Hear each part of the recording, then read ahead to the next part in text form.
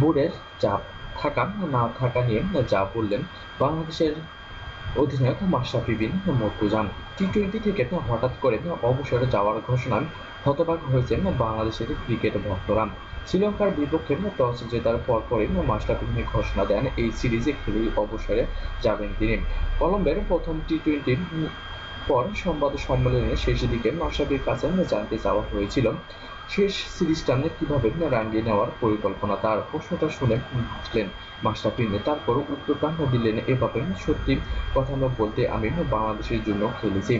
একটা ম্যাচ জিতলে সেটা বাংলাদেশের জয় হয়, সেখানে মাশরাফির চেয়ে দেশ অনেক বড়। আমার কাছে মনে হয় এই ম্যাচটা হেরেছে মানে বাংলাদেশ হেরেছে, এর চেয়েও বড় কিছু আর নেই।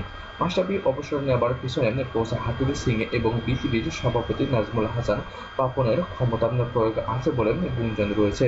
এত গুঞ্জন আছে মাশরাফি তাদের বিরুদ্ধে সবসময় প্রতিবাদী হওয়ার চেষ্টা করত।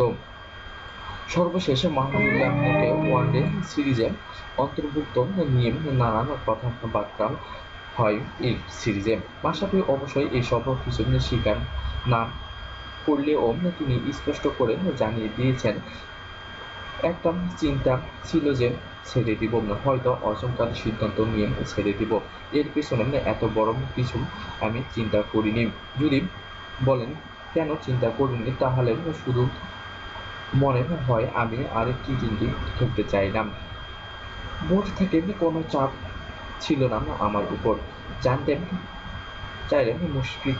মাশরাফির উত্তর কূটনৈতিক উত্তর দিলেন সীমিত ওভারের এই অধিনায়ক। আসলে তেমন কিছুই না, আমাদের দলটা ভালো করছেন আর সব ফর্মেটে একটু একটু করে উন্নতি করছেন, হয়তো ওয়ানডেতে একটু বেশি উন্নতি করেছি।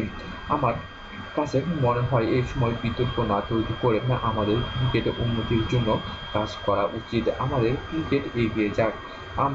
আমার কাছে মনে হয় না এই নিয়ে বেশি আলোচনা করার কিছু আছে।